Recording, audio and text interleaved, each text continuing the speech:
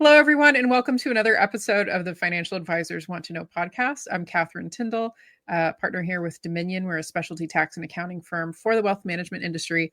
And on today's episode, I have a very special guest with us, Whit Lanier. Did I get that right?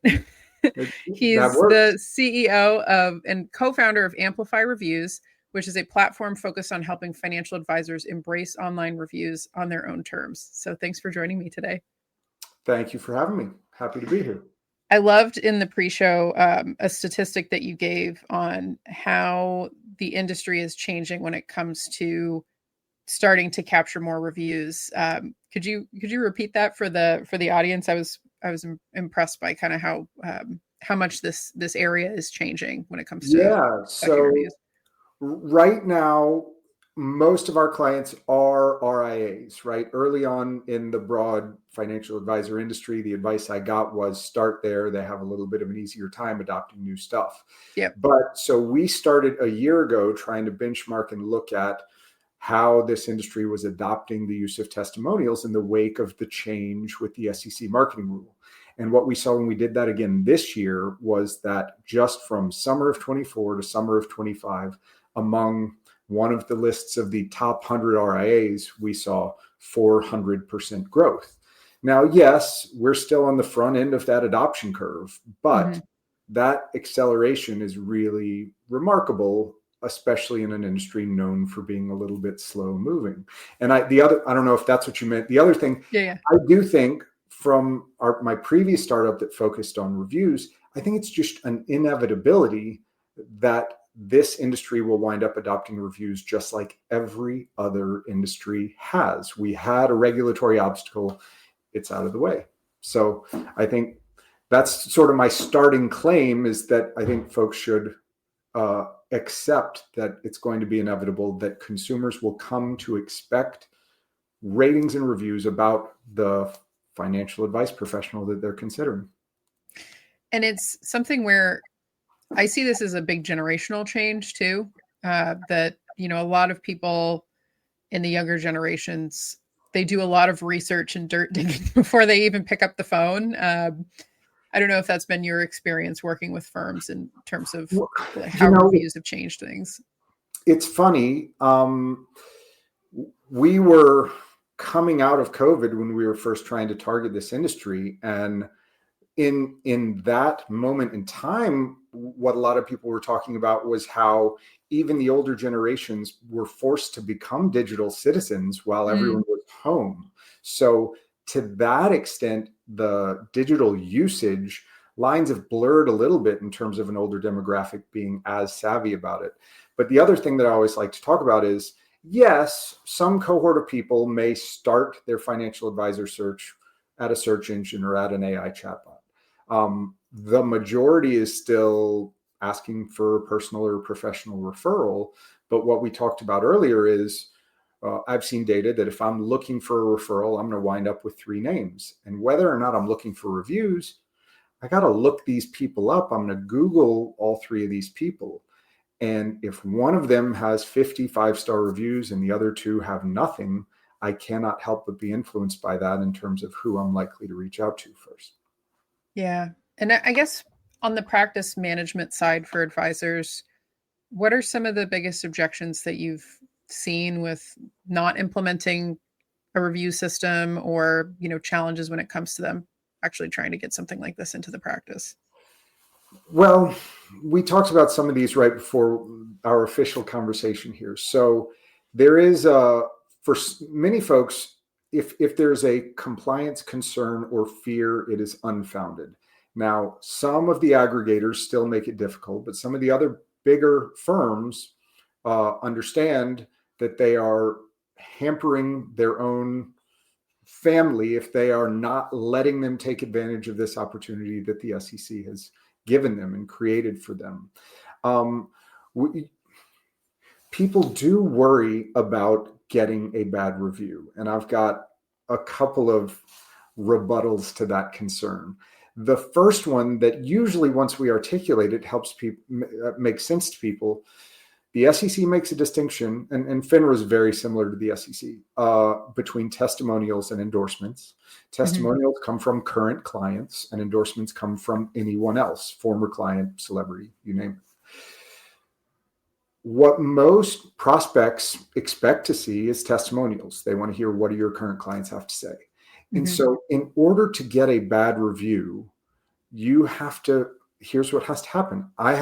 If you are my advisor, Catherine, I have to think, I've been waiting until somebody sends me an opportunity to write a public facing review to let Catherine know I've got a real bone to pick with her. And it seems to me the best way to do this is to tell the whole world what I'm really upset about. And I want her to continue to manage my money. And somehow I think this is the feedback mechanism that's going to make that work. Yeah. And once you get in that mindset, you understand why I think we don't have any 1-star reviews. We have a couple of 2-star reviews on the whole platform. We have a couple of 2-star reviews. And the other thing is, if you're lucky enough to get a 3 or a 4-star review, I guarantee you it will be a de minimis amount of your reviews, but it will make the whole program seem credible if you're willing to publish a 3 or 4-star review. So they're hard to come by. And if you do get one, it actually helps the credibility of your overall reviews. Yeah, that's true. And usually, I know I've found this as a lay consumer of things. Like I'll look at a review, and if it's like a really low review, my bias is always towards the business, where I'll say like, was this person just crazy? Because that is why it's nice when ratings are paired with reviews. Because I know we have 2 1-star reviews. One of them, you can tell for sure this is a grumpy and difficult person. Yeah. The nature of what they're complaining about probably is not a reflection on the business. The other one, who knows? But that's one. Yeah, that totally makes sense. And so I guess in terms of, actual implementation of something like this, I know for a lot of advisors, I imagine one of the objections is like, well, I'm afraid to bother the clients. I'm afraid to ask them, how do I actually do this in a way that doesn't feel, icky from a practice management perspective, if you've got, kind of feedback on that? A few things. Number one, there are a few benefits to being a laggard industry for reviews, right? And one of those benefits is consumers have been well trained by other businesses. And yes, we've probably encountered some businesses that are annoying or persistent or overdo it when asking for a review. But in general, people understand it as sort of social capital, transactional capital. If I am able to deliver a good experience to you, this is one small thing you can do to reciprocate. So we do work with each of our customers to make sure that their outreach approach is not overdoing it. And so if we compare this to other industries, we have a relatively low throughput of clients. Everybody understands you're going to retain 98+% of the clients you have. So there's no need to bombard them. But the other thing is, I know you like sort of tactically, we generally recommend what we call sort of a heads up communication, which is before you send a review request, you make a mention in either a dedicated email or as part of a newsletter that you have going out that this is a new initiative and it's optional and everyone's going to get an opportunity. Then we think a dedicated ask email, most clients use our system, but they don't have to, that is very clear, to the point, several of the same calls to action, so you can skim the email and see what it is. And then, it takes 10 seconds to read. You decide whether or not you're going to do it. And that's that. Catherine here. Just wanted to say thanks for tuning into the show and hope you've been enjoying it. Since we're all at the mercy of social media algorithms, if you wouldn't mind rating the podcast on whatever platform that you listen to, I'd really appreciate it. And also, if you're looking to stay in the loop on current tax updates, what the firm is working on, and just the things that I think you as a firm owner need to be aware of when it comes to the world of tax, you can sign up for our newsletter using the link below. I only send out editions when we have really useful things to share or things that I think are important to have your attention and energy on. So let's get back to the show, and thanks again for being a listener. If you want to sort of articulate what the underlying concern is, it's that my client might think I'm needy or vain or egotistical if I give them an opportunity to write a review. And so then I always turn that around and I say, have you ever had that reaction to any business, much less a service provider with whom you have an intimate relationship where they know intimate details about your life? And I think that the last way that I frame it is, if you really want to deepen your relationships with your clients, they don't have to be one way where advisor is the only one ever giving anything to the client. It actually strengthens the relationship if you say, could you take literally 2 minutes? Could you take 2 minutes and do me a favor to help the health of my business? Clients are happy to have the opportunity to help somebody with whom they have a strong, trusting, and like I said, and many times sort of intimate relationship. Yeah, absolutely.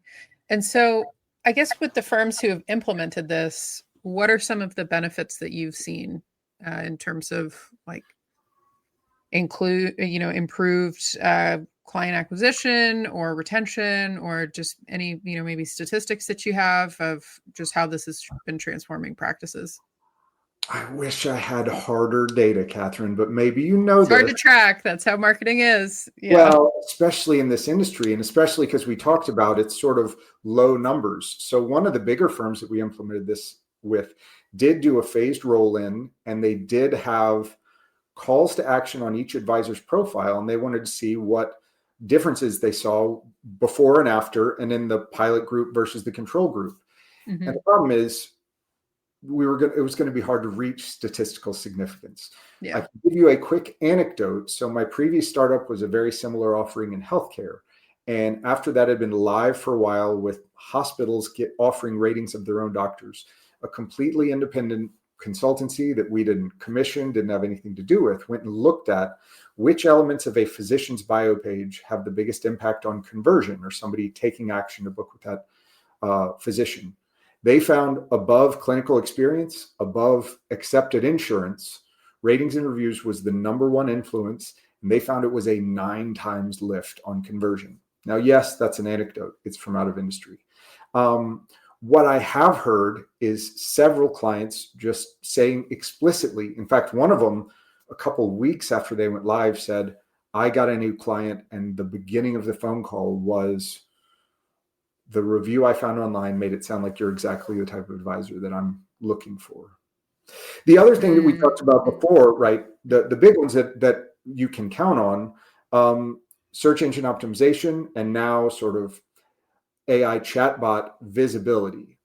Reviews are one of the best trust signals that are available.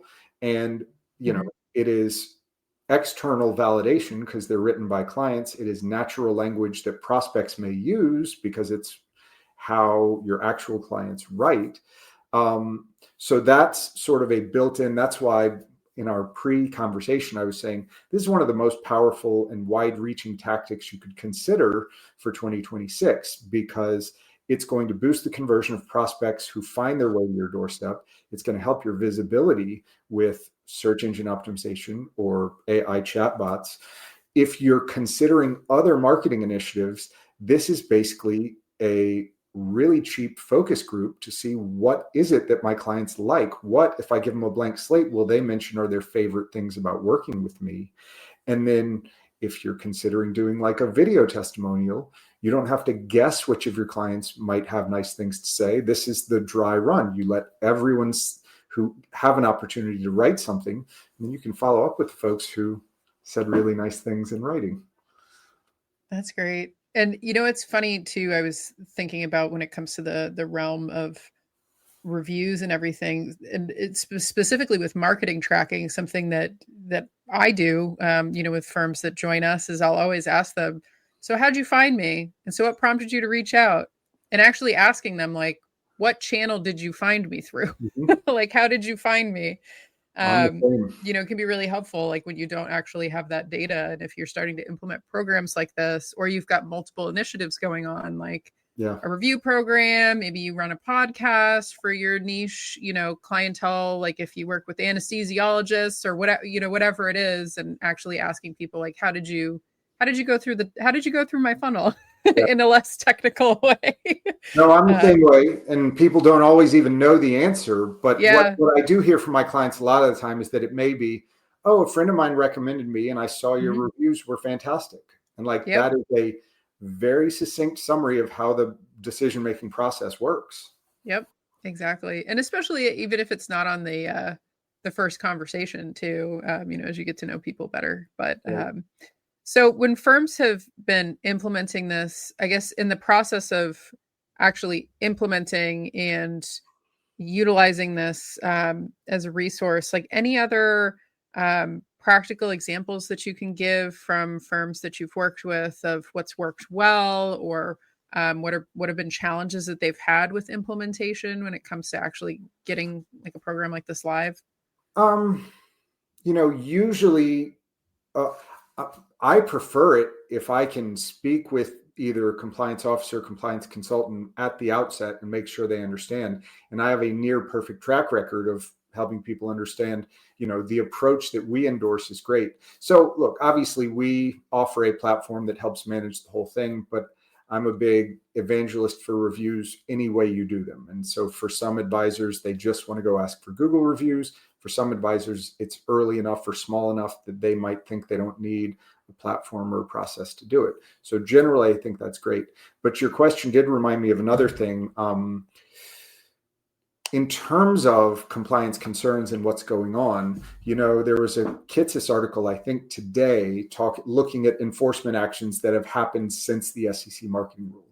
Mm-hmm. And the only ones that even graze testimonials or endorsements are ones where there was a clear avoidance of transparency. Like one that I remember stands out is they pretended it was an unpaid endorsement when it was paid. Look, that is egregious. And so to me, the takeaway is whether you're following our program or any structured program and any sincere effort to follow the marketing rule, I don't think you need to worry about that. But my anecdote is one of our now customers came to us after they had an audit. In the audit, they had a testimonials page on their website. And the auditor said, "Did you give all of your clients the opportunity to write a review?" And he said, "No, that's not really what I think of when I think of testimonials." And he didn't get penalized. He just got told, "Well, you have to take this page down unless and until you do that." And so we were able to get that page back up in 1 week with 10 times as many reviews. So that was a great success story. But yeah, that's a win. I don't say that to brag. I say that he was sincerely trying to follow the marketing rule. And the only thing that happened was they said, "Take that down until you do it in a way that we find compliant." And that's going to be, I think for a firm owner like that, that has to be a very edifying experience, right? You went to the people that you thought were happy, but then you actually canvas your whole client base, and it makes you realize too just how deeply you're touching other people's lives. It's funny for me sometimes, some of the feedback I'll get from people, and I'll say something or I'll recommend something that I think is like, oh, this is fairly mundane, or this isn't a big revelation, and you can second guess yourself. But then when you get some of that feedback, in the form of those reviews, it can really help spur you, especially for people who are like solo practitioners, or small teams, really give you that sense of, oh, like we actually are doing a really impressive thing here. Like this is actually a really great thing that we're doing. And, where it's mundane and routine and seems simple to us, that it's actually not, to the clients. It gives you an opportunity for, buck yourself up too. I'm really glad you brought that up, because you remind me of two other anecdotes. One, actually, the big picture idea is that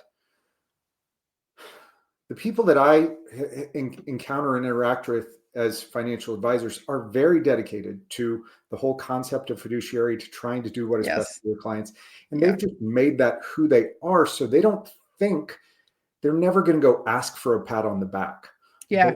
And so that is not the reason that they undertake a program like this. Although I will say broadly, this industry is terrible at collecting customer feedback in any way. It's surprising to me, and I understand maybe that's a topic for another podcast conversation. But one of our first RIA customers had a t-shirt made with the review that they got because it made them feel so good.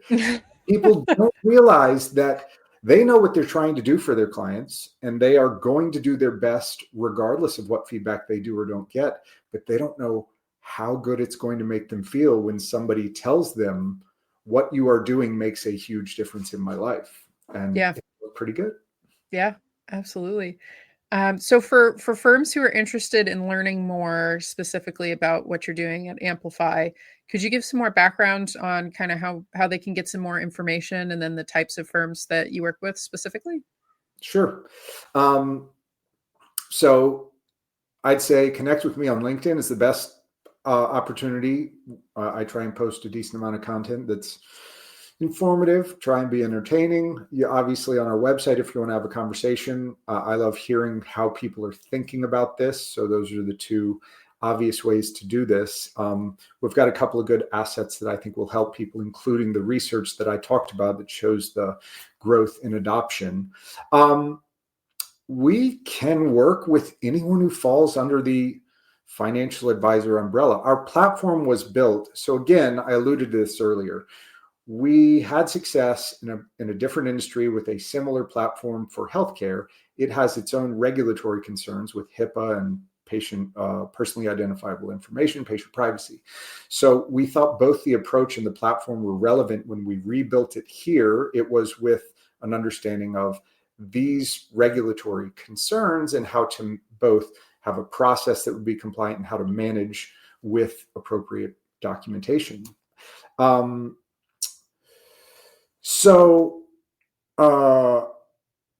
With that said, we specifically focused, SEC and FINRA, but if you have any regulatory concerns, we think our approach can be easily adapted so that your review collection and display process will be compliant, whatever that means to you. And look, you cannot cherry pick only your favorite reviews, but we do think our approach gives you as much control as you can have within the compliance framework. So I'll give you one example there. If all you do is drive reviews to Google, I'm not going to say that's bad. Google reviews are very powerful. However, you don't have any way to try and make sure that only clients are going to do that, only current clients. And it is a compliance sort of ball of yarn if you want to go try and interact with those reviews to indicate whether they are or are not clients.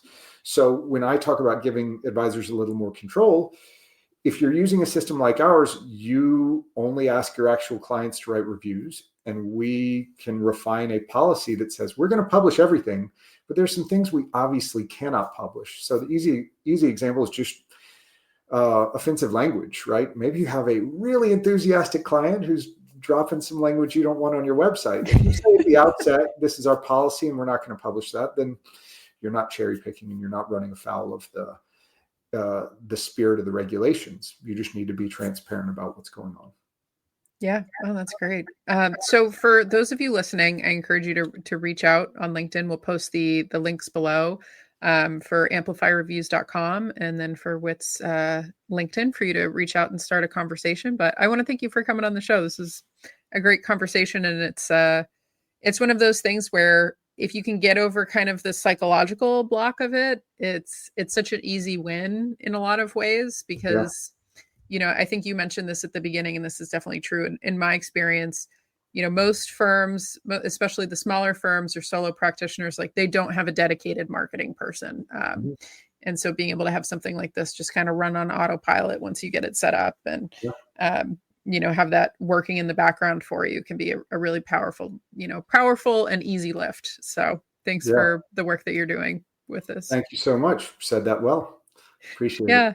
So for those of you listening, links below, and I'm always interested in feedback. So feel welcome to send me a DM and tell me what you thought about the episode. But this was another episode of the Financial Advisors Want to Know podcast.